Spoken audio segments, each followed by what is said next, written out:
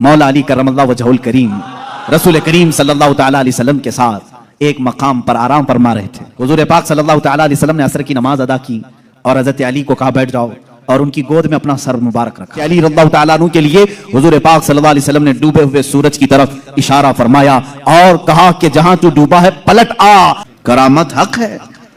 ईसा अलैहिस्सलातु तस्लीम का यह मौजज़ा था। दीगर अंबिया इकराम अलैहिमुस्सलाम को बहुत सारे मौजज़े दिए, जैसे हजरत दाऊद अलैहिस्सलाम, उनके हाथ में लोहा आता तो नरम हो जाता था। वो लोहे को अपने हाथ से जैसी शक्ल चाहते थे बना देते थे। लोहे का लिबास बनाते, लोहे की टोपियां बनाते, लोहे की चीजें बनाते, लेकिन लोहे को उन्हें आग में तपाने की जरूरत नहीं पेश आती। तो अपने हाथ में जैसे हम आटे को बना सकते हैं इस तरह से वो लोहे को बना सकते थे। ये अल्लाह के नबी दाऊद अलैहिस्सलाम का मौजज़ा था। हजरत सुलेमान अलैहिस्सलाम का मौजज़ा ये कि आपको सारे परिंदों की बोलियां सिखाई गई थी, जिन्नात की और सारे तकरीबन मखलूकात की बोलियां आपको सिखा दी गई थी। और दूसरी चीज आपको मौजज़े में यह दिया गया कि सुलेमान अलैहिस्सलाम जिस तरफ चाहते हवा उस तरफ चलती। फसख्खरना लहुर रीह, अल्लाह फरमा रहा है हमने हवा को उनके लिए ताबे बना दिया था, उनके मुसख्खर कर दिया था। फिर इतना ही नहीं, आज से तकरीबन 4000 साल पहले सुलेमान अलैहिस्सलाम ने अपने तख्त को हवा में उड़ाया है। ये एरोप्लेन का जमाना नहीं था, वो टेक्नोलॉजी का दौर नहीं था, लेकिन सुलेमान अलैहिस्सलाम के हुक्म से तख्त हवा में उड़ता और जिस तरफ आप चाहते उसी तरफ आपको वो सफर भी कराता। यह आपका मौजज़ा था। जिन्नात पर आपको हुकूमत दी गई थी। हजरत दाऊद अलैहिस्सलाम, हजरत सुलेमान अलैहिस्सलाम, हजरत मूसा अलैहिस्सलाम, हजरत ईसा अलैहिस्सलाम, इनके ये मुख्तसर मौजज़ात मैंने आपके सामने रखे। तकरीबन और अंबिया इकराम अलैहिमुस्सलाम को मौजज़े दिए गए। हजरत सालेह अलैहिस्सलाम को एक मौजज़ा ऊंटनी की शक्ल में दिया गया था, इसलिए कि उस जमाने के लोग जिस चीज के कायल नहीं थे उसी चीज को मौजज़ा बना करके भेजा गया है। यानी ईसा अलैहिस्सलाम के जमाने में लोग ये कहते थे मरने के बाद दोबारा जिंदा नहीं हो सकते। ईसा अलैहिस्सलाम को वही मौजज़ा देकर भेजा अल्लाह ने, मुर्दों को जिंदा तुम करके दिखाओ। जब नबी करके दिखा सकते हैं तो अल्लाह दोबारा कैसे नहीं जिंदा करेगा। सालेह अलैहिस्सलाम के जमाने में लोग इस बात के इनकारी थे कि बगैर बाप के कोई बेटा हो नहीं सकता, बगैर बाप के कोई बेटा पैदा नहीं हो सकता। आदम अलैहिस्सलाम कैसे आ गए दुनिया में, ऐसा कैसे हो सकता है। सालेह अलैहिस्सलाम को अल्लाह ताला ने हुक्म फरमाया तुम अपनी कौम को ले जाओ एक पहाड़ के पत्थर पर, पत्थर से कहो कि इसमें से ऊंट पैदा करके दे। हजरत सालेह अलैहिस्सलाम ने उस पत्थर के पास खड़े होकर फरमाया तो पत्थर से एक ऊंटनी का बच्चा नमूदार हुआ। उस ऊंटनी का ना बाप है ना माँ है और अपनी बिरादरी से अपनी नस्ल से भी नहीं, बल्कि पत्थर एक जामिद चीज से ऊंट पैदा हुआ। उस ऊंटनी का जिक्र भी कुरान पाक में है। ये मौजज़े के तौर पर दिया गया था सालेह अलैहिस्सलातु तस्लीम को। अजीज़ान गिरामी वक़ार, उन अंबिया इकराम को उनके ज़मानों की जो ज़रूरियात थी, जो तकाज़े थे, वो मौजज़े दिए गए। और सैयदुल अंबिया मुहम्मदुर रसूलुल्लाह सल्लल्लाहु तआला अलैहि वसल्लम को उन तमाम अंबिया के जो मौजज़ात थे वो तन्हा हुजूर को अता किए गए। हुस्न यूसुफ दमे ईसा यदे बैज़ादारी, आंचे खूबा हमा दारंद तू तन्हा दारी। ए रसूल पाक, यूसुफ का हुस्न भी आपके पास है, ईसा का दम भी आपके पास है और मूसा का यदे बैज़ा भी आपके पास है। वो तमाम खूबियां जो रखते थे अंबिया, या रसूल अल्लाह, तन्हा आपकी जात में अल्लाह ने वो जमा किया। इमाम इश्क व मोहब्बत ने फरमाया जात हुई इंतखाब वस्फ हुए लाजवाब, जात हुई इंतखाब वस्फ हुए लाजवाब, नाम हुआ मुस्तफा तुम पे करोड़ों दुरूद। एक जात है, हजारों वस्फ इसमें जमा किए अल्लाह ने, हजारों वस्फ जमा किए। अब मौजज़ात मैं शुरू करता हूं, इसलिए कि हमारा वक्त बहुत तेजी से चलता है और वक्त की सुइयां हमें काटते हुए चली जाती हैं। अल्लाह हमारे वक्त में बरकत अता फरमाए।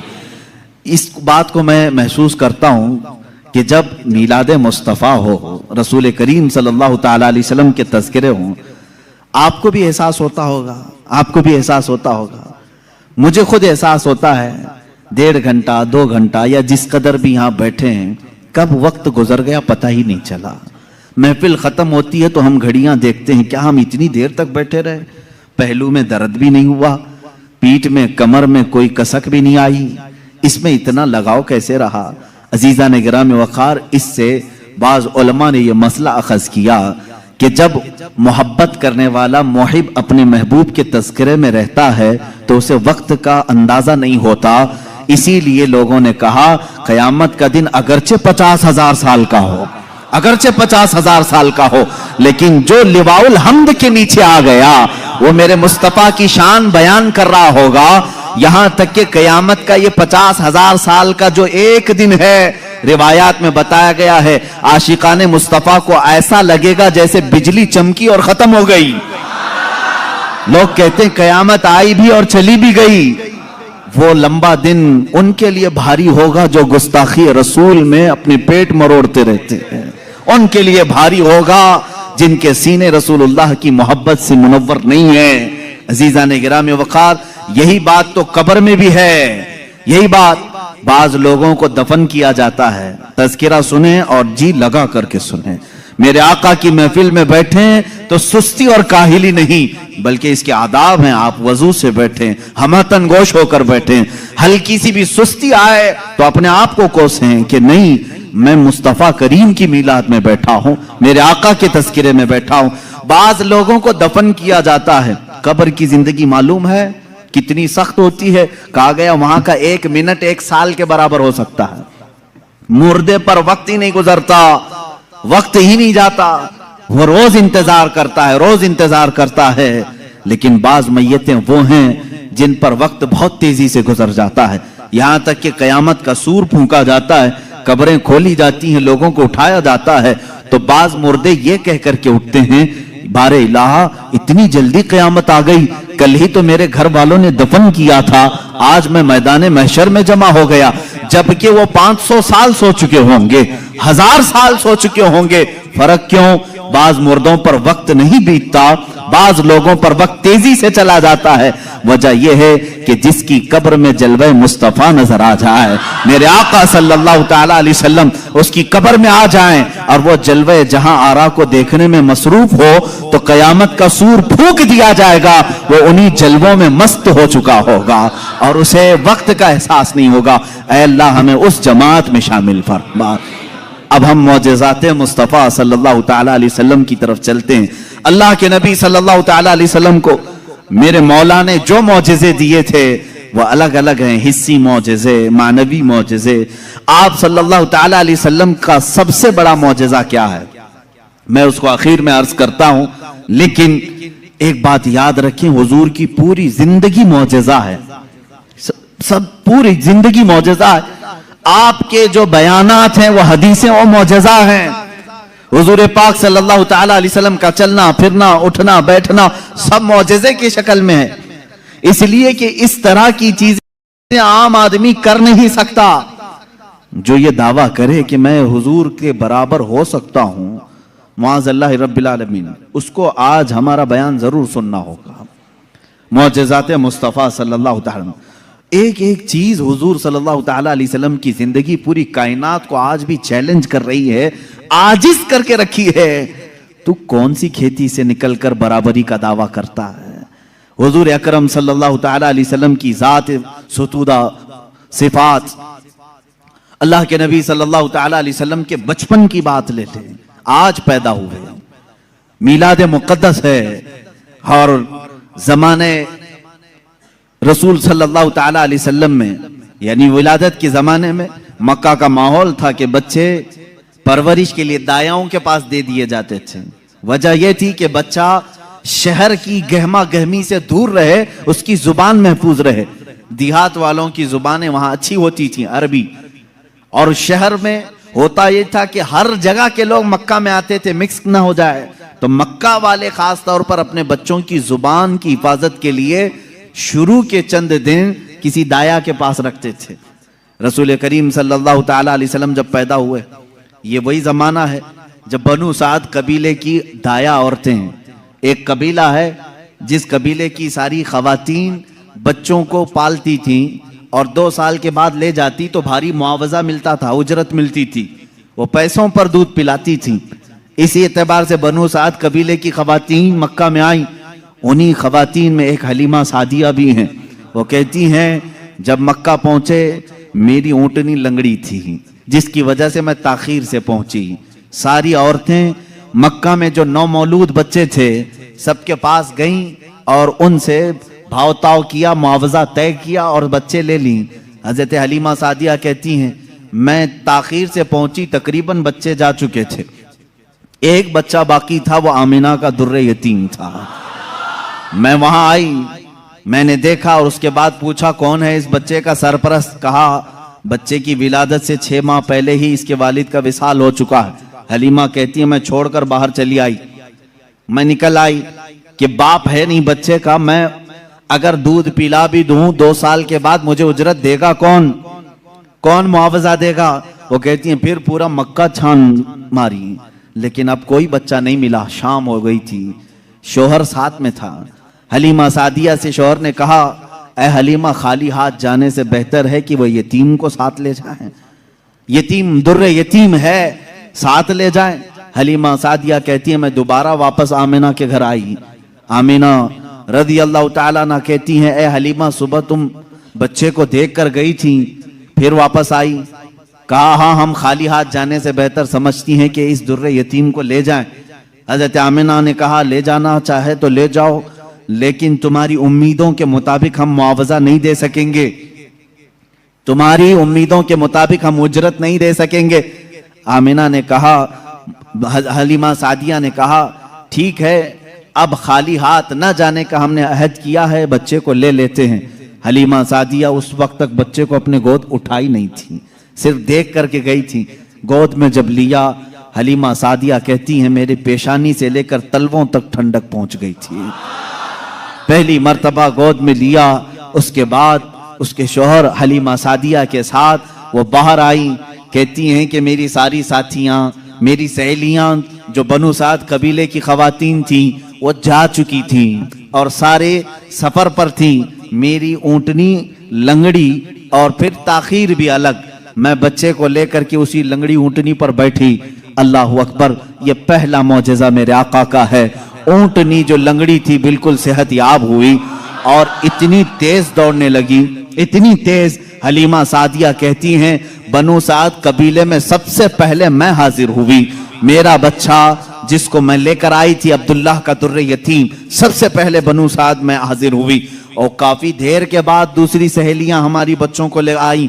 उन्होंने आते ही हमसे पूछा हलीमा तेरी ऊँटनी तो लंगड़ी थी, तेरी ऊँटनी कमजोर और लागर थी, तू पीछे रह गई थी, इतनी तेज कैसे आ गई। हलीमा सादिया कहती हैं हाँ, ऊँटनी मेरी लंगड़ी थी लेकिन सवार बहुत ही आला था। जैसे ही ये बच्चा इस ऊँटनी पर सवार हुआ, न जाने इसमें ताकत कहां से आई, सबसे पहले मैं हाजिर हुई। सारी औरतों ने महसूस किया ये एक मौजज़ा नहीं, बनु साद जो कबीला है वो आज भी है ताइफ के करीब, आज भी वो कबीला है हलीमा सादिया का कबीला जिसको बनु साद कहते हैं। उस कबीले वालों का बयान है कि ये रात ऐसी थी, पूरे बनु साद कबीले की बकरियों के दूध से थन भर चुके थे, सारे कबीले वालों की बकरियों के थन दूध से भर चुके थे।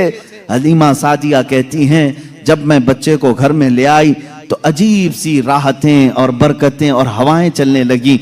लोगों ने महसूस किया आज तक बनु साद कबीले में ऐसी खुशगवार हवाएं आई नहीं थी, लेकिन लोगों ने बाद में ये महसूस किया यह हलीमा सादिया के घर जो बच्चा आया है उसी की बरकतें हैं। एक के बाद दीगरे लोगों ने मौजज़े देखे भी।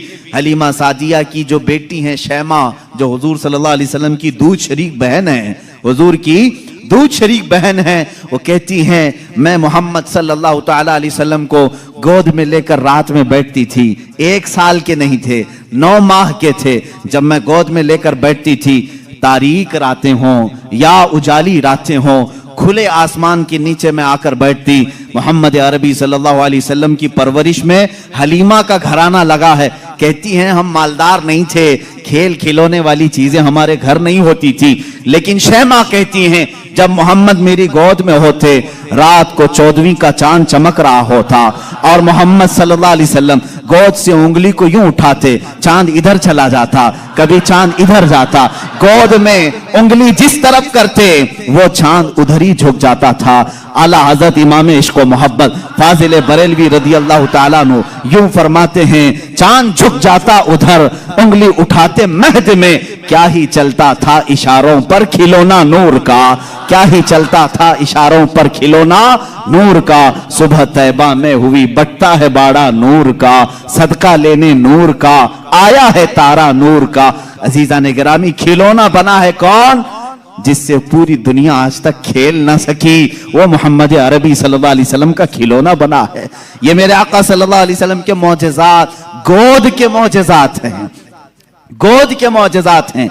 अब मैं यहां पर एक बात ये बताना चाहता हूं, उन लोगों के जहन को मैं साफ करना चाहता हूं जो लोग ये कहते हैं हुजूर सल्लल्लाहु ताला अलैहि वसल्लम 40 साल के बाद नबी बनाए गए, 40 साल के बाद नबी बनाए गए। बहुत सारे लोगों ने किताबों में भी लिख दिया।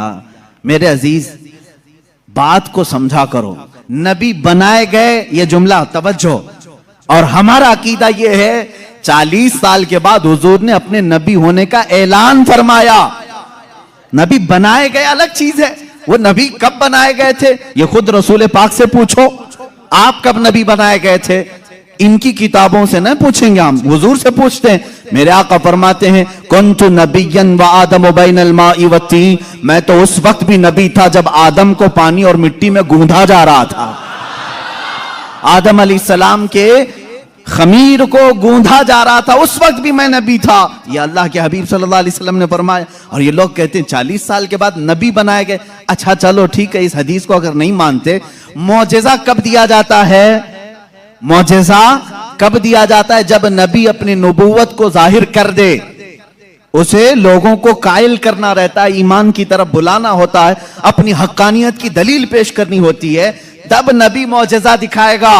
यहां मोहम्मद अरबी सल्लल्लाहु अलैहि वसल्लम गोद में जो मौजज़े दिखा रहे हैं, हलीमा सादिया के घर जो मौजज़े दिखाए जा रहे हैं, तुम्हारे कौल के एतबार से 40 साल के बाद नबी हुए थे ना, तो मौजज़े तो 40 साल बाद दिखना चाहिए। हलीमा सादिया की गोद में जो मौजज़े दिख रहे हैं, इससे पता चलता है वो पैदाइशी नबी थे। ऐलान का हुक्म 40 साल के बाद अल्लाह ने दिया। वो नबी नबूवत लेकर के दुनिया में आए। अजीजा ने गिरामी, ये मौजज़ात की इब्तिदा हलीमा सादिया के घर से हुई, और उसके बाद एक दो नहीं कई मौजज़े। हलीमा सादिया रज़ियल्लाहु ताला अन्हा की बेटी शैमा कहती हैं, 2 साल की उम्र से पहले ही हुजूर पाक सल्लल्लाहु ताला अलैहि वसल्लम आम इंसानों की तरह बड़े नहीं हुए हैं। 9 महीने की उम्र में तो आप तीर चलाते थे, और बराबर निशाने पर, और कभी आपने हकला करके बात नहीं की, जैसे बच्चे तुतला कर हकला कर बात करते हैं। अल्लाह के हबीब सल्लल्लाहु अलैहि वसल्लम ने जब गुफ्तगू फरमाई, निहायत फसीह अरबी में गुफ्तगू फरमाई। फरमाती हैं कि एक भी ऐसा टूटा हुआ जुमला मोहम्मद से हमने सुना नहीं। यह हजरत हलीमा सादिया फरमाती। अजीजा ने गिरामी, शैमा कहती हैं 1.5 साल की उम्र में मेरे साथ मोहम्मद सल्लल्लाहु अलैहि वसल्लम बकरियां चराने के लिए आ जाते थे, बकरियां चराने के लिए आते थे। वो कहती हैं जब बकरियां चराने के लिए मोहम्मद सल्लल्लाहु अलैहि वसल्लम जाते थे, जंगल में या सहरा में, जहां पर भी मामला, वो कहती हैं मैं एक आध बकरी को लेकर जाती, लेकिन मोहम्मद सल्लल्लाहु अलैहि वसल्लम के साथ सारी बकरियां होती। फर्क ये था कि मैं धूप में चरा रही होती, लेकिन हमेशा मोहम्मद सल्लल्लाहु अलैहि वसल्लम पर बादल का एक टुकड़ा साया बना रहता था, हमेशा छांव रहती थी। कभी धूप बराए रास्त उनके रुखसारों को नहीं मारती, उनके रुखसारों पर नहीं पड़ती। यह हज़रत शैमा कहती हैं, हलीमा सादिया की बेटी कहती है, एक दिन ऐसा हुआ मोहम्मद अरबी सल्लल्लाहु ताला अलैहि वसल्लम 1.5 साल या 2 साल की उम्र के आसपास हैं। अचानक 2 लोग आए और उनको कोई पहचानता नहीं था। मोहम्मद अरबी सल्लल्लाहु ताला अलैहि वसल्लम को उन्होंने एक दरख्त के नीचे लिटाया और उनका सीना चाक कर दिया हुजूर पाक सल्लल्लाहु अलैहि वसल्लम का। वो घबराई हुई भागती हुई अपनी माँ के पास आई। 2 साल की उम्र थी जब मेरे आका सल्लल्लाहु अलैहि वसल्लम की।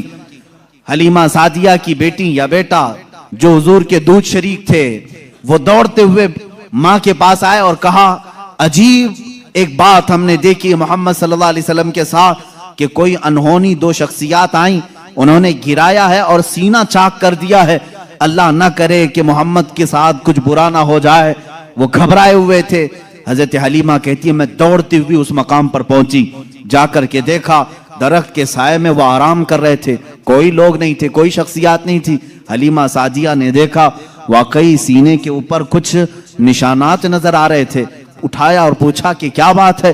मोहम्मद अरबी सल्लल्लाहु अलैहि वसल्लम ने फरमाया, अल्लाह के दो फरिश्ते आए थे, उन्होंने मेरा सीना खोला और दिल निकाला जन्नत से लाए हुए तश्त में जो ईमान और हिकमत से भरा हुआ था, मेरे दिल को उसमें रखा और उसके बाद फिर मेरे सीने पर रखा और फिर बंद कर दिया और वो चले गए। इसलिए कि बचपन में आने वाली आम इंसानों की खसलतें इस नूरे खुदा महबूब खुदा के दिल में कभी ना आए। उन्होंने सारे वसवसों को मेरे पाक कर दिया।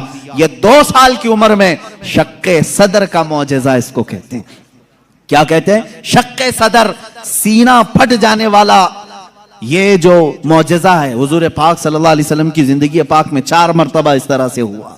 सीना शक हुआ, फरिश्तों ने आपका दिल मुबारक निकाला जन्नती पानी से और जन्नत की नूर और हिकमत से भर दिया। मेरे अजीजों, फिर मैं सवाल करता हूं, तुम तो कहते हो 40 साल बाद नबी हुए, फिर ये मौजज़ा 2 साल की उम्र में कैसे पेश आया? मौजज़ा नबूवत के बाद मिलना चाहिए। नबी होने वाला अपनी नबूवत की दलील के लिए लोगों के सामने मौजज़ा पेश करता है। ये तो मैंने बचपन के वो हालात बताए। मेरे आका सल्लल्लाहु ताला अलैहि वसल्लम के इन हालात को देखकर हलीमा सादिया घबरा गई और फिर वापस वो मक्का लेकर के आई। अल्लाह के हबीब सल्लल्लाहु ताला अलैहि वसल्लम हजरत आमिना के घर रहे। यहाँ के जो आपकी जिंदगी पाक के अय्याम हैं वो फिर अगले किसी मौजू पर मैं अर्ज करूंगा। आज मौजज़ाते मुस्तफ़ा हमारा मौजू सुखन है।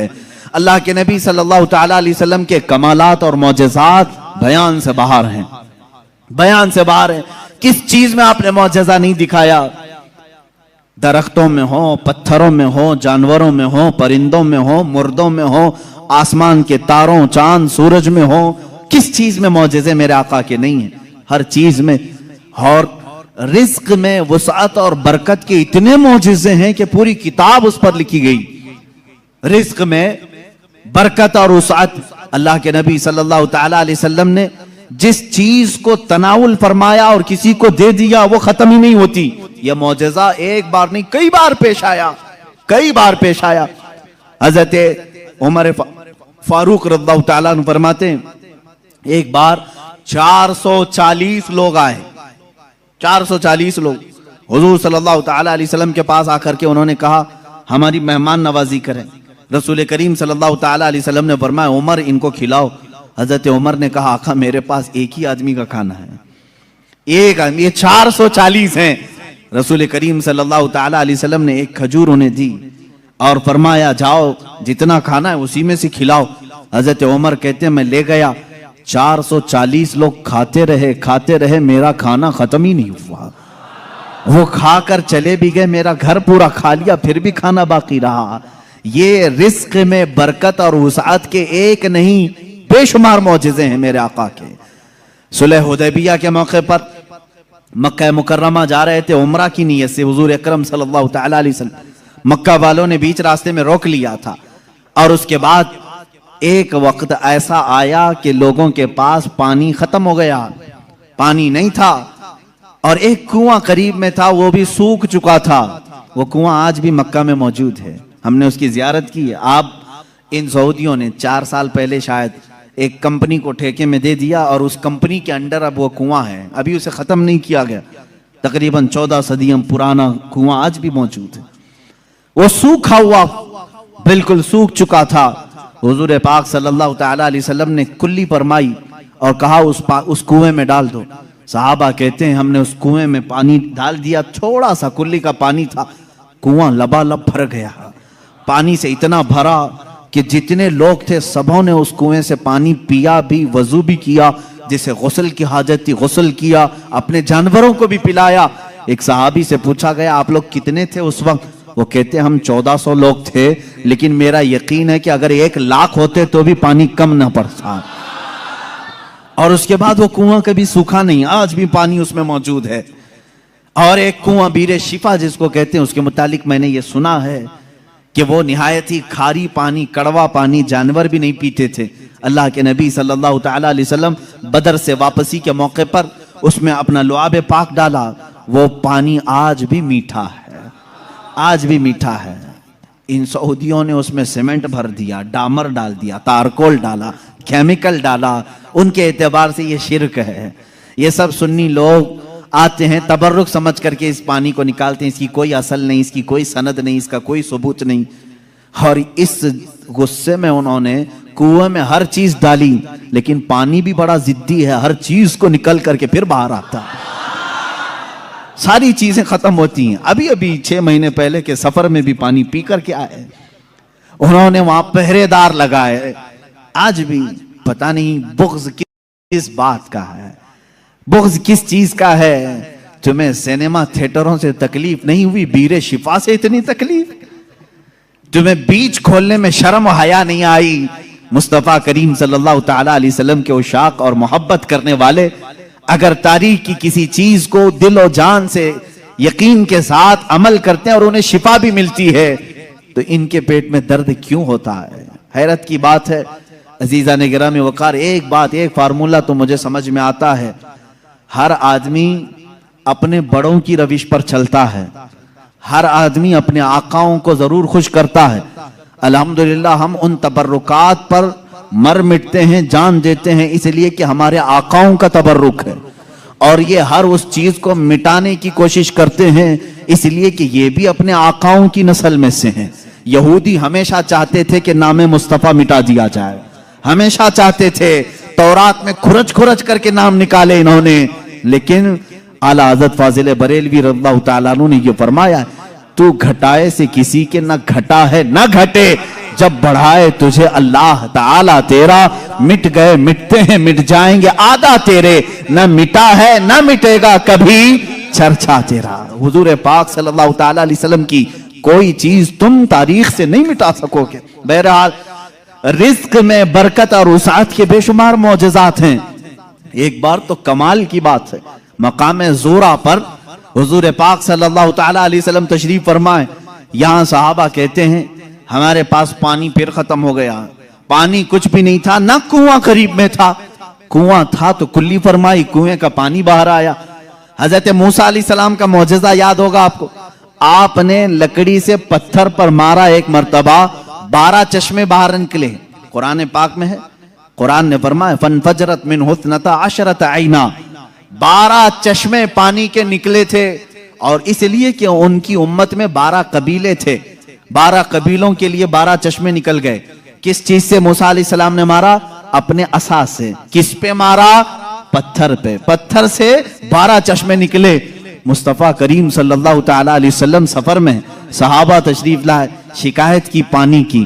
अल्लाह अल्लाह, मैं यहां पर अकीदे पर कुर्बान जाऊं सहाबा के, उनसे क्यों नहीं कहते पानी बरसाना पानी देना अल्लाह का काम है। वो सहाबा हुजूर के पास बार बार क्यों आ जाते थे? खाना नहीं है तो हुजूर के पास, पानी नहीं है तो हुजूर के पास, बीमारी है तो हुजूर के पास। इसलिए कि उन्हीं सहाबा का अकीदा बरेली के इमाम ने लिया है, जिनका कहना था शाफियो नाफी हो तुम, वाफियो काफी हो तुम, दर्द को कर दो दवा, तुम पे करोड़ों दुरूद, आंख अता कीजिए उसमें जिया दीजिए, जलवा करीब आ गया तुम पे करोड़ों दुरूद। वो मांगने के लिए आते थे मेरे आका सल्लल्लाहु अलैहि वसल्लम की बारगाह में, और जिन्होंने कहा रसूलुल्लाह से मांगना हराम है, माज़अल्लाह रब्बिल आलमीन, उनको अल्लाह ताला ने ऐसों का मोहताज बनाया, दर दर की ठोकरें खाते हुए आज भी जलील व खार है।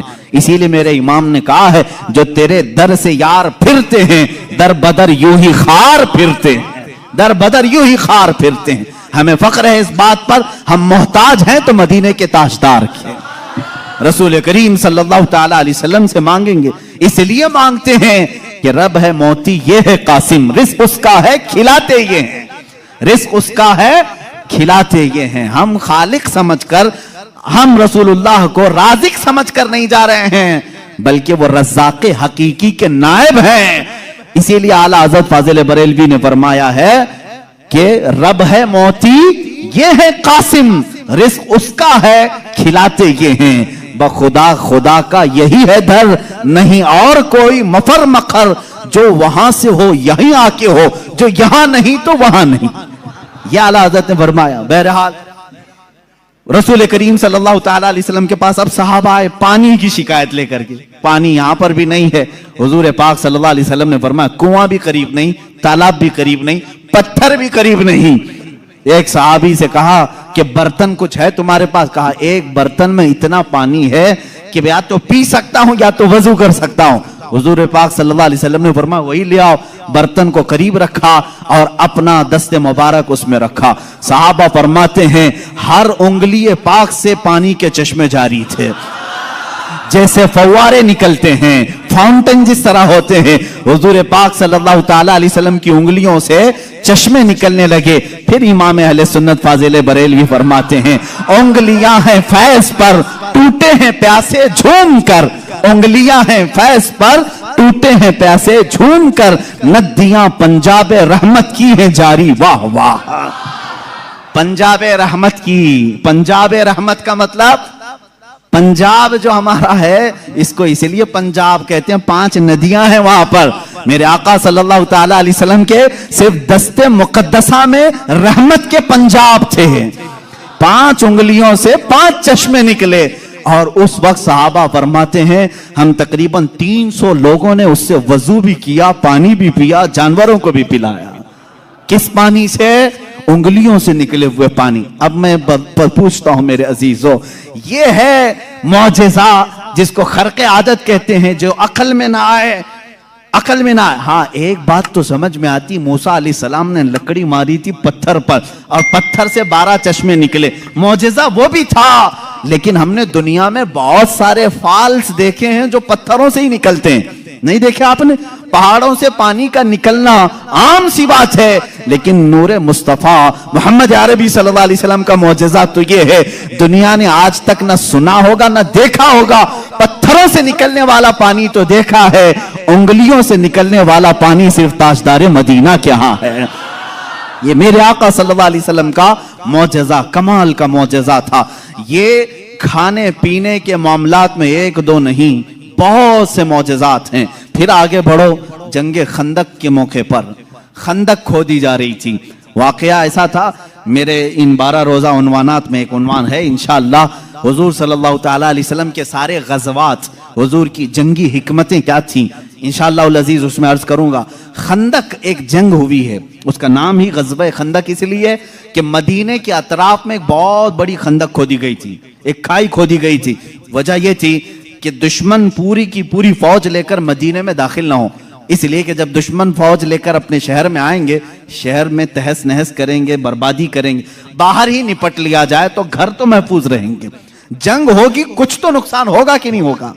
जैसे देख नहीं, इराक तबाह हो गया, शाम तबाह हो गया। यही जंग अगर अमेरिका में होती तो क्या वो बचा होता? जहां जंग होती वहां के घर उजड़ जाते। मदीना तैयबा से बाहर जंग के लिए खंदक खोदी गई।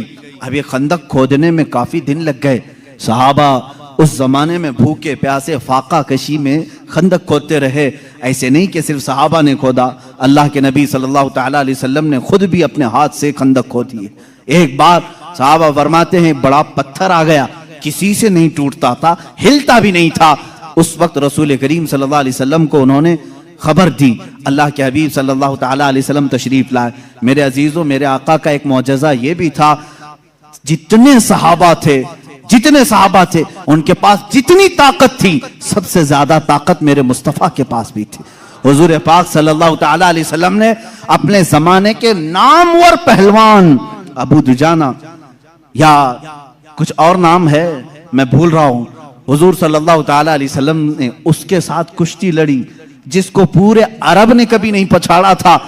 3 मरतबा हुजूर पाक ने उसको पीठ लगा दिया था। हुजूर अकरम सल्लल्लाहु ताला अलैहि वसल्लम अपने हाथ में कुदाल लेकर के उस पत्थर को निकालने आए। एक उस पर मारी जरब, चिंगारी उछली और रोशनी आई। अल्लाह के हबीब सल्लल्लाहु अलैहि वसल्लम ने फरमाया अल्हम्दुलिल्लाह। दूसरी मारी, फिर कहा अल्हम्दुलिल्लाह। तीसरी मर्तबा वो पत्थर टूटकर टुकड़े हो गया, निकल गया। सहाबा ने पूछा कि हुजूर, हर आपने पत्थर पर जब भी कुदाल मारी चिंगारी निकली, आपने जुबान से कुछ कहा? कहा, जब पहली मर्तबा मैंने कुदाल मारी मैंने देखा ईरान फतह हो चुका है। कुदाल यहां मदीने में मारी जा रही है और खबर ईरान के फतह होने की दी जा रही। दूसरी कुदाल मारी, हुजूर पाक सल्लल्लाहु तआला अलैहि वसल्लम ने फरमाया यमन फतह हो चुका है। बाज रिवायात में अलग अलग मुल्कों के नाम मुझे मिले। बहरैन के महल्लात को फतह होते हुए मैंने देखा। हुजूर अकरम सल्लल्लाहु तआला अलैहि वसल्लम ने 3 ज़रबों में उस पत्थर को खत्म कर दिया और उसी वक्त ईरान के, मुल्क रोम के और बहरैन के फतह होने की बशारतें दी। यहां तक एक हदीस में है कुस्तुनतुनिया, इस्तांबुल के फतह होने की खबर दी, जो हुजूर पाक सल्लल्लाहु तआला अलैहि वसल्लम के विसाल के 800 साल के बाद फतह हुआ और अल्हम्दुलिल्लाह इस्लाम के ज़ेरे नगी आया। जहां जहां की खबरें हुजूर ने दी थी सब मुल्क फतह हुए। आज भी वो दायरा इस्लाम में है, आज भी मुसलमानों के ज़ेरे नगी हैं। अब यहां पर जो मौजज़ा हुआ, एक तो पत्थर का टूटना और गैबी खबरें देना, दूसरी बात हजरत जाबिर रज़ियल्लाहु ताला अन्हु एक अजीज सहाबी थे। वो आते हैं अपनी बीवी से कहते हैं मैं देख रहा हूं अल्लाह के नबी सल्लल्लाहु अलैहि वसल्लम पेट पर पत्थर बांधे हुए। क्यों बांधा जाता था उस वक्त? इसलिए कि पेट अगर ढीला रहे, भूख की शिद्दत से बार बार ख्वाहिश खाने की होती रहे, उसको टाइट कर लिया जाए तो बार बार भूख न लगे। ये उस वक्त मामूल रहा होगा। अल्लाह के नबी सल्लल्लाहु अलैहि वसल्लम ने भी अपने पेट पर पत्थर बांधे। हजरत जाबिर कहते मुझसे देखा नहीं जा रहा है, इस हालत में मेरे आका काम भी कर रहे हैं। जाबिर रज़ियल्लाहु ताला अन्हु का घर वहां से करीब था खंदक के। उनकी बीवी से उन्होंने कहा कुछ खाने को हो तो बना दो। उन्होंने कहा घर में थोड़ा सा आटा है, जौ का आटा है, उसकी चंद रोटियां बनेंगी, 4 या 5 रोटियां बनेंगी और एक बकरी का बच्चा है 6 महीने का होगा, बस इतना है। कितने लोग खा सकते हैं आप ही देखें। कहा इतना ही ज़बह कर, मैं रसूल पाक सल्लल्लाहु अलैहि वसल्लम को, हजरत अबू बकर को, हजरत उमर को और मैं रहूंगा, मेरे घर वाले रहेंगे, खिला देंगे। वो आए, कान में आकर के हुजूर से कहा या रसूल अल्लाह सल्लल्लाहु ताला अलैहि वसल्लम, घर में एक छोटा सा बकरी का बच्चा है, हमने ज़बह किया है, थोड़ा सा आटा है, आप अबू बकर उमर घर पर तशरीफ लाएं। अल्लाह के नबी सल्लल्लाहु अलैहि वसल्लम ने दावत कबूल कर ली। कहा जाबिर जाओ तुम खाना बनाओ, लेकिन जब तक मैं ना आऊं हांडी चूल्हे से ना उतारो और रोटियों के टुकड़े ना करो। हुजूर पाक सल्लल्लाहु अलैहि वसल्लम की ये बात सुन करके वो जाने लगे थे। अभी हुजूर ने पलटकर जितने सहाबा थे कहा ए मेरे सहाबा, जाबिर के घर में सबकी दावत है, चलो। जाबिर के घर में दावत, 1500 सहाबा थे, 1500 सहाबा। हजरत जाबिर घबरा गए, दौड़ते हुए आए, अपनी बीवी से कहा ए खातून बड़ा गजब हो गया, मैंने 3 को दावत दी थी, हुजूर ने 1500 को बुलाया है। उनकी शरीक हयात एक सहाबिया थी, तवक्कुल के आला दर्जे पर थी।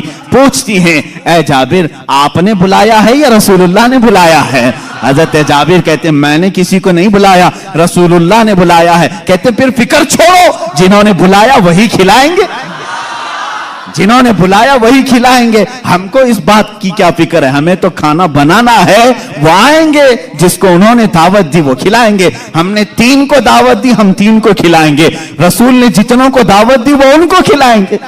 ये खातून का अकीदा देखें, सहाबिया हैं। हजरत जाबिर रज़ियल्लाहु ताला अन्हु फरमाते हैं घर मेरे आका तशरीफ लाए, घर में बैठने की जगह भी 10 लोगों की थी, 10 लोग बैठ सकते थे।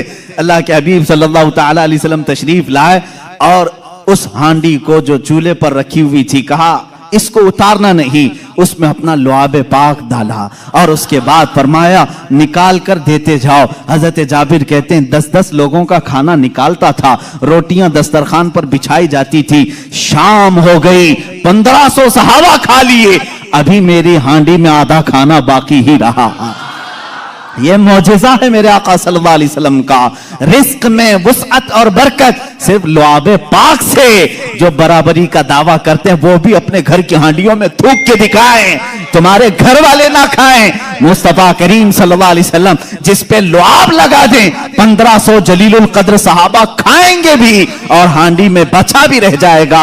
अजीजा ने गिरामी, बराबरी का दावा ना करो वरना थूकोगे तो मर जाओगे। तुम्हारे घर में कभी जहर ना हो जाए तुम्हारे थूक में, थूकोगे तो बच्चे मर भी जाएंगे।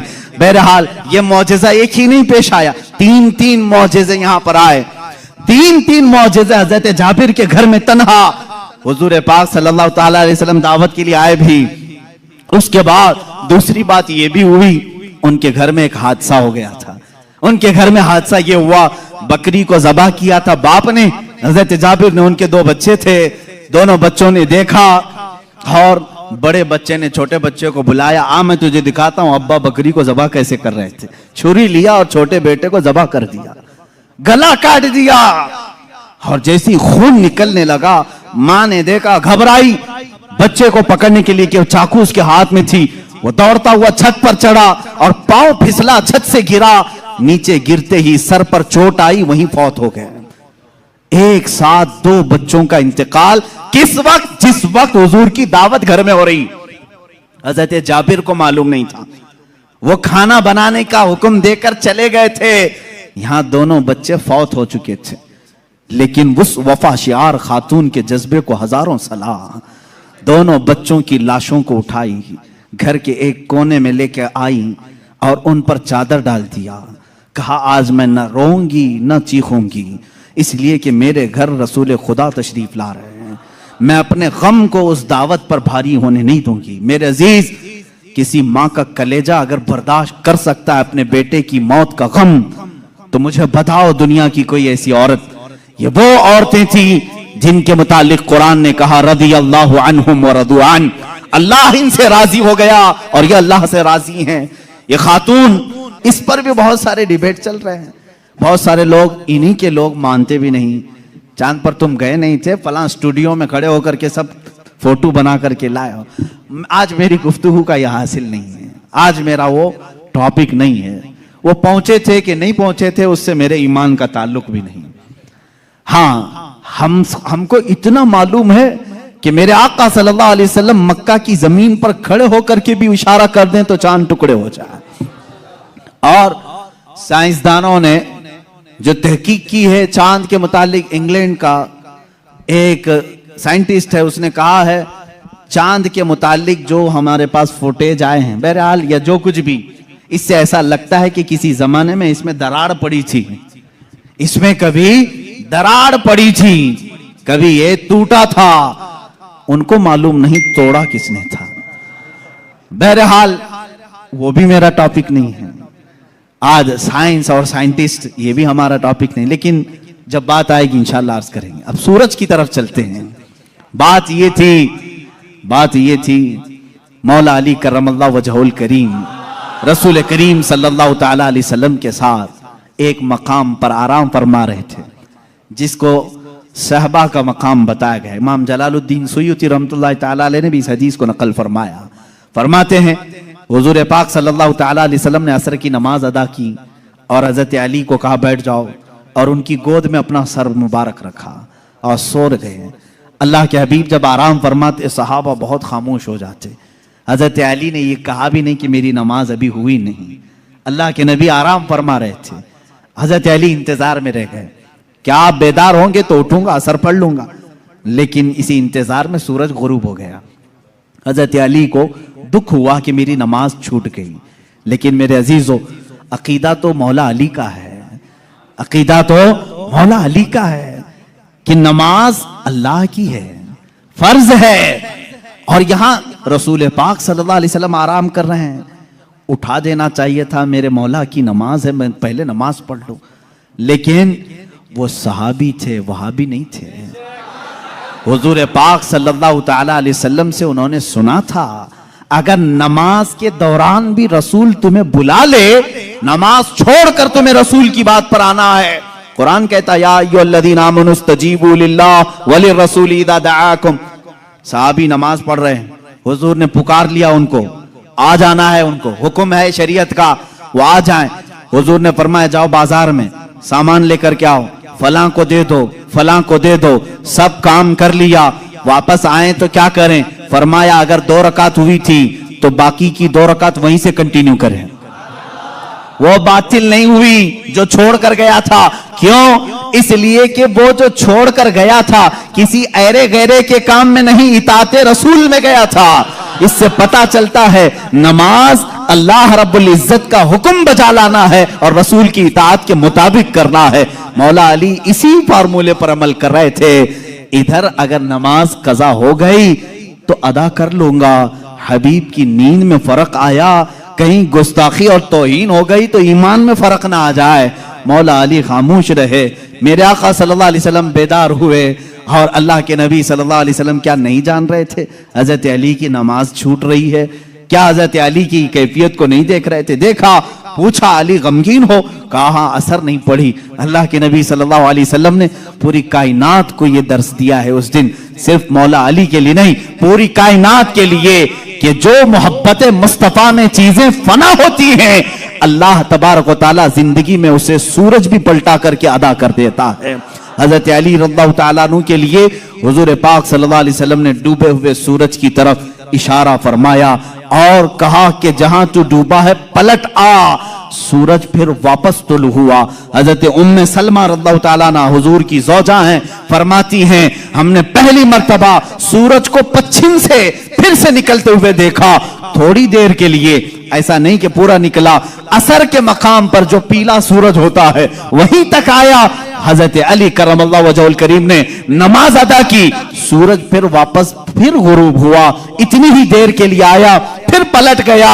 इसीलिए इमाम अहले सुन्नत फाजिल बरेलवी रज़ियल्लाहु ताला अन्हु फरमाते हैं सूरज उल्टे पांव पलटे, चांद इशारे से हो चाक। सूरज उल्टे पांव पलटे, चांद इशारे से हो चाक। अंधे नजदी देख ले कुदरत रसूलुल्लाह की, अंधे नजदी देख ले कुदरत रसूलुल्लाह की। इशारे से चांद चीर दिया, छुपे हुए खूर को फेर दिया, गए हुए दिन को असर किया।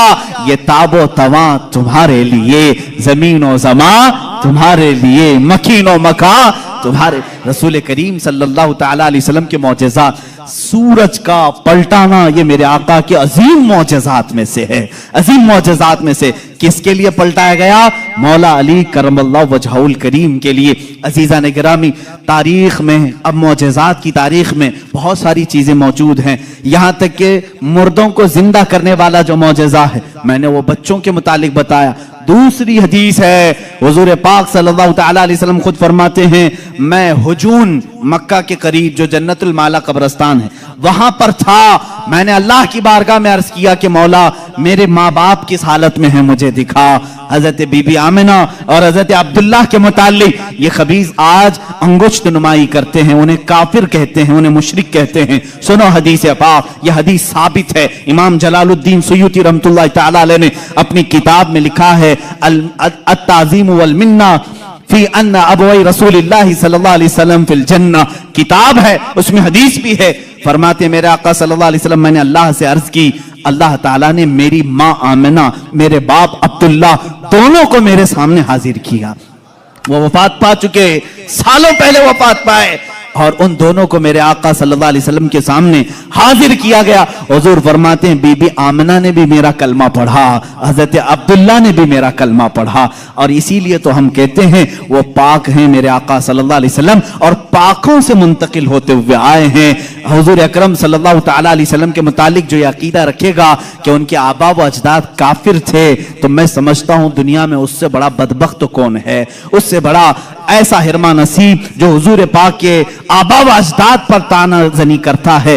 अजीज़ान गिरामी, हमें तो बरेली के इमाम ने यूं कहा है, तेरी नस्ल पाक में है बच्चा बच्चा नूर का, तू है ऐने नूर, तेरा सब घराना नूर का। हुजूर से लेकर आदम अलैहिस्सलाम तक का जो घराना है वो सब घराना नूर का है, और नूर कुफ्र में नहीं जा सकता। अजीज़ान गिरामी वक़ार, ये मौजज़ात का बाब था, जितना भी बयान करूं वो कम है। अल्लाह के हबीब सल्लल्लाहु ताला अलैहि वसल्लम को रब ताला ने बेशुमार मौजिज़े दिए।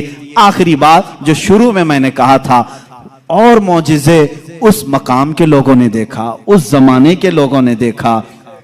मूसा अलैहिस्सलाम का मौजज़ा उनकी कौम ने देखा, ईसा अलैहिस्सलाम का मौजज़ा उनकी कौम ने देखा, सारे नबियों के मौजज़े उनके जमाने की कौमें देखती रही। मोहम्मद अरबी सल्लल्लाहु ताला अलैहि वसल्लम को अल्लाह ने एक मौजज़ा ऐसा दिया जो हम भी देख सकते हैं, क़यामत तक देख सकते हैं। क़यामत तक देख सकते हैं। और वो मौजज़ा है अल्लाह की किताब कुरान मुक़द्दसा। ये रसूल करीम सल्लल्लाहु अलैहि वसल्लम का मौजज़ा है जो काफिरों के सीनों पर आज भी चैलेंज बनकर के पुकार रही है। हिम्मत है तो लाओ इस तरह की एक किताब जिसमें अल्लाह रब्बुल इज्जत ने मौजज़ात के कमालात रखे हैं। बल्कि कुरान आज भी चैलेंज कर रहा है, ए अमेरिका, ए रूस के सुपर पावर, ए रशिया वालों, तुमने एटम बम बहुत बना लिए, मिसाइल पेट्रोल बहुत बना दिए, लाओ अल्लाह के कलाम के एक मिसल जिसको कुरान में मोतियों के तारों में जिस तरह बांधा गया है, जिसकी इब्तिदा सूरह फातिहा से होती है, जिसकी खत्म नास पर होती है। अल्लाह ने पूरी किताब लाने के लिए तो चैलेंज किया ही था, बाद में कम किया गया और कहा गया पूरी किताब नहीं ला सकते, 10 सूरतें ला करके दिखा दो, 10 सूरतें इस तरह ला कर दिखा दो। 10 सूरतें नहीं ला सके, फिर अल्लाह ने फरमाया चलो 10 आयतें ला के दिखा सको। ऐ मेरे अजीजों, फख्र से कहो, ऐ मुसलमानों, आज भी जिंदा जावेद मौजज़ा रसूलुल्लाह का हमारे दरमियान मौजूद है। वो अल्लाह की किताब कुरान मुक़द्दसा है। कोई अगर तुम्हारे हक्कानियत की दलील तुमसे पूछे, तुम्हारा मजहब हक है, क्या दलील है, उसके सामने कुरान पेश कर देना। कुरान 14 सदियों पहले आज के होने वाले वाकयात बयान कर रहा है। तेरे भी पास इसका कोई जवाब है तो ला करके दिखा दे, इसलिए कि रसूलुल्लाह का मौजज़ा है। दूसरा मेरी तरफ से चैलेंज है, सारे कंप्यूटर, सारे वेब, जितने भी इंटरनेट की दुनिया है, सारे हैकर जो इस जमाने में बड़ी बड़ी बैंकों को हैक करते हैं, सबसे मेरा चैलेंज है, आओ अल्लाह की किताब कुरान मुक़द्दसा को हैक करके दिखाओ और एक आयत हैक करके दिखाओ, मैं मान लूंगा। एक ज़बर हैक करके दिखाओ, नहीं कर सकोगे। तुमने दुनिया के बड़े बड़े पार्लियामेंट का डाटा चुराया होगा, अल्लाह के कलाम का एक ज़बर नहीं चुरा सकते। ये मेरा चैलेंज है, हैकर सब जमा हो जाओ, अल्लाह की किताब को हैक करके दिखाओ, इंशाअल्लाह अज़ीज़ सुबह क़यामत तक नहीं कर सकोगे। मुझ जैसे करोड़ों लोगों को अल्लाह ने पैदा किया जिनके सीनों में अल्लाह ने ये कुरान महफूज किया है। अजीजा ने गिरामी वक़ार, ये मेरे मुस्तफ़ा का जिंदा जावेद मौजज़ा है। इसको सीने से लगाओ, इसको पढ़ो भी, इस पर अमल भी करो। मौला हमें दुनिया में कुरान के साथ रखे और साहिब कुरान की मोहब्बत के साथ रखे। जब कब्र में जाएं तो मौला हमें कुरान के साथ कब्र में ले जाए और साहिब कुरान की ज़ियारत नसीब करे। जब हशर में मौला हमें उठाए तो कुरान के साथ उठाए और साहिब कुरान ताजदार मदीना की शफाअत नसीब फरमाए। व आखिर दावाना अल्हम्दुलिल्लाहि रब्बिल आलमीन। चादर ओढ़ा करके दोनों बच्चों की लाश पर रखी हुई हैं। मेरे आका सल्लल्लाहु अलैहि वसल्लम जिस वक्त घर में आए, खाने के लिए दस्तरखान पर जब बैठे, आपने लुक़मे उठाए, उसके बाद हज़रत जाबिर से कहा, जाबिर तुम्हारे बच्चे नहीं दिखते, कहाँ हैं? वो बीमार थे। बीवी से आकर के कहा, खातून कहाँ हैं बच्चे? खातून ने कहा वो सो रहे हैं, वो सो रहे हैं, आप जाएं। हुजूर पाक सल्लल्लाहु अलैहि वसल्लम के साथ बैठे हैं। वो आए, कहा हुजूर वो आराम कर रहे हैं, सो रहे हैं। हुजूर पाक सल्लल्लाहु अलैहि वसल्लम ने फरमाया जाओ उनको ढूंढ लाओ। दोबारा आए, खातून से कहा कि बच्चे कहाँ हैं? कहा आपको मालूम था वो बीमार थे। कहाँ वो बीमार थे? कहा वो बहुत अच्छी नींद में सोए हुए हैं, नहीं उठेंगे। खातून ये कह रही हैं, अपने शोहर को तक जाहिर नहीं किया। हजरत जाबिर दोबारा, तीसरी बार मेरे आका सल्लल्लाहु अलैहि वसल्लम ने फरमाया, जाबिर मुझे अल्लाह का हुक्म है कि मैं तेरे बेटों के साथ खाऊं। हुजूर पाक सल्लल्लाहु अलैहि वसल्लम दस्तरखान से उठ गए, खाना रखा हुआ था, अंदर खुद चल करके आए, खुद पूछा कि कहां सो रहे हैं, मुझे भी दिखा दो। हजरत जाबिर की खातून जो थी, बीवी थी, वो उस कमरे में ले गई, लाशों पर से चादर उठाया। हजरत जाबिर कहते हैं मैं देख करके दहल गया, बच्चों की लाशें हैं। अल्लाह के नबी सल्लल्लाहु तआला अलैहि वसल्लम करीब गए, दोनों बच्चों के हाथों को पकड़ा और कहा बहुत देर से हम तुम्हारे इंतजार में, उठो दस्तरखान बिछा है। दोनों बच्चे अपने कपड़े झाड़ते हुए खड़े हो गए। मूसा ईसा अलैहिस्सलाम के मुर्दों को जिंदा करने का मौजज़ा तुमने सुना होगा। नबी रहमत सल्लल्लाहु तआला अलैहि वसल्लम अपने गुलामों के घर में जो फौज शुदा शहजादे थे उन्हें जिंदा भी किया और अपने दस्तरखान पर बिठाया भी। और ये बच्चे सिर्फ थोड़ी देर के लिए जिंदा नहीं हुए थे, फिर एक लंबी जिंदगी इन्होंने गुजारी मेरे आका की सोहबत में और हदीसें भी रिवायत की। ये हुजूर अकरम सल्लल्लाहु अलैहि वसल्लम का मौजज़ा। दो मौजज़े एक ही घर में। तीसरा मौजज़ा ये है ये रहमत आलम सल्लल्लाहु ताला अलैहि वसल्लम जिस घर पर जाएं उस घर के रहमो करम की बातें ना पूछो, वहां बरकत ही बरकत है। पूरा खाना खाकर जब सहाबा चले जा रहे थे, सारी हड्डियों को जमा किया। मेरे आका सल्लल्लाहु अलैहि वसल्लम ने फरमाया वही बकरी का 6 माह का बच्चा था। अल्लाह के नबी सल्लल्लाहु अलैहि वसल्लम ने कहा ए बकरी खड़ी हो जा। बकरी अपना कान झाड़ते हुए खड़ी हो गई। हजरत जाबिर को उनकी बकरी वापस दी गई। अजीजा ने गिरामी, ये मुस्तफा करीम सल्लल्लाहु ताला अलैहि वसल्लम के नाज हैं और उनके अंदाज हैं। जिस घर में गए सारों को खिलाया भी और खिलाने वाले के बच्चों को भी जिंदा किया, बकरी को भी जिंदा किया।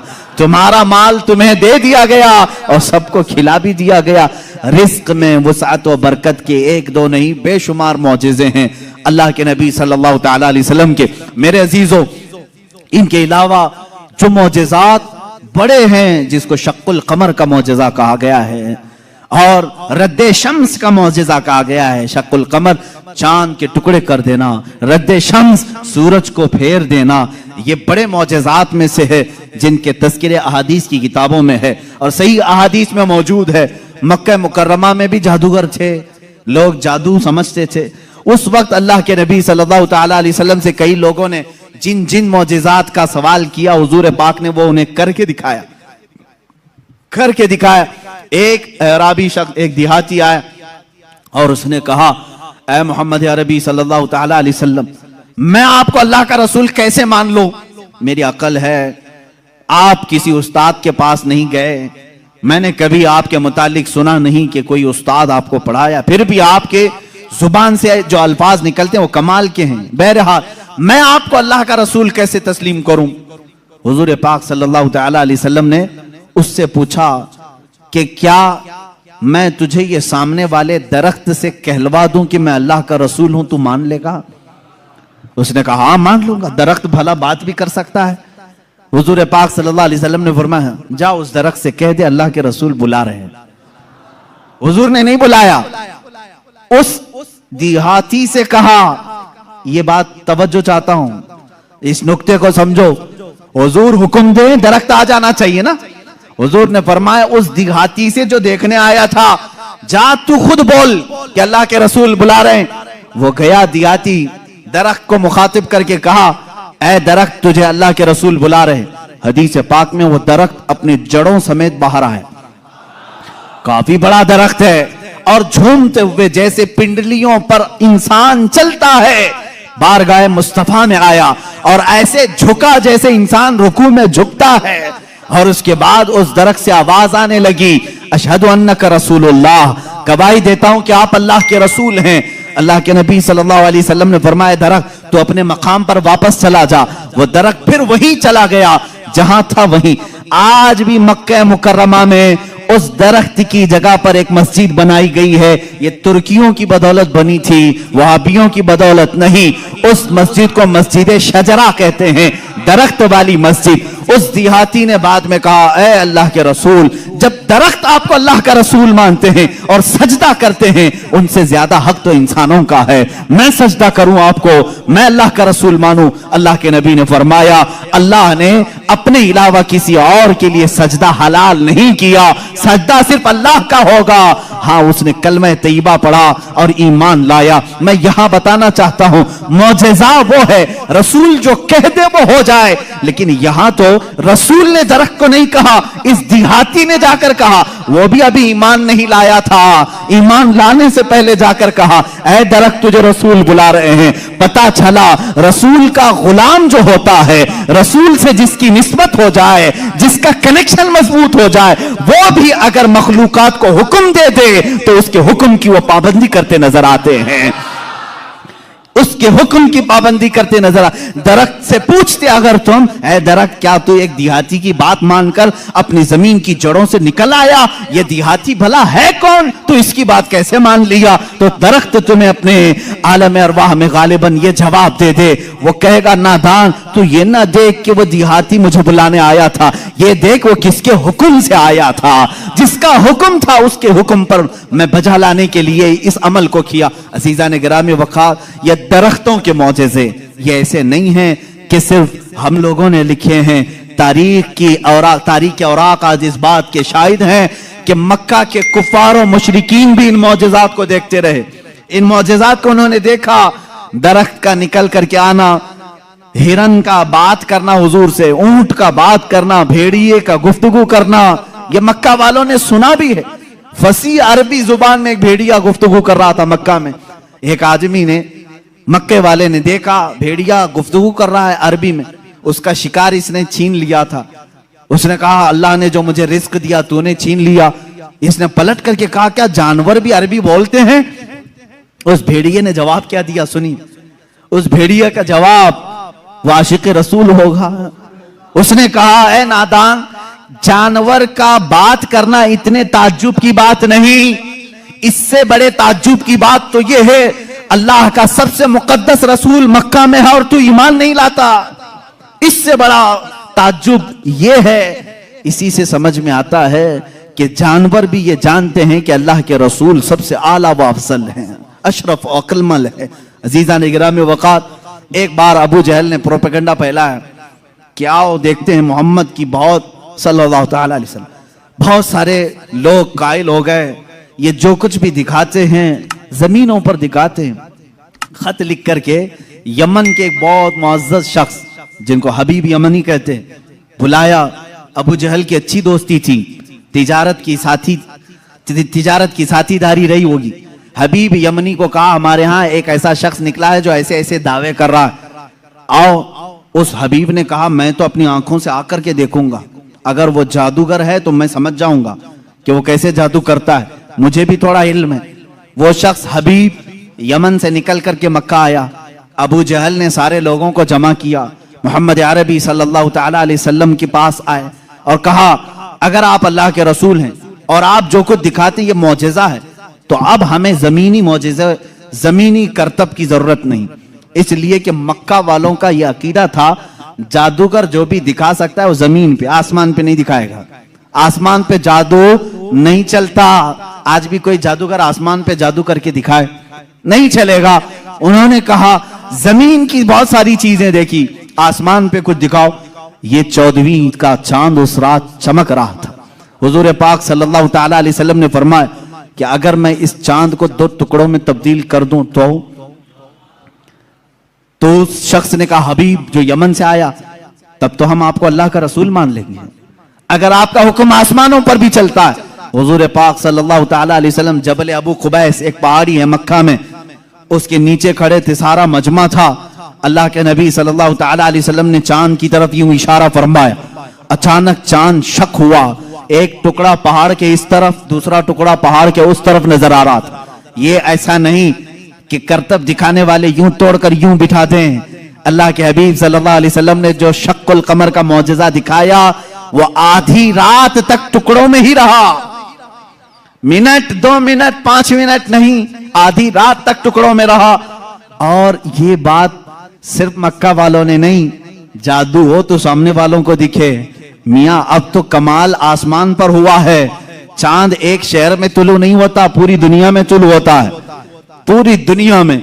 अब मैं आपको बताऊं चंद तारीखी बातें। हिंदुस्तान की सरजमीन पर भी चांद के टुकड़े होते हुए देखा था। राजा चिरमन जो कासरगोड केरला के रहने वाले, आज भी उस राजा का फोर्ट मौजूद है, वहां से उसने चांद के 2 टुकड़े हुए देखा।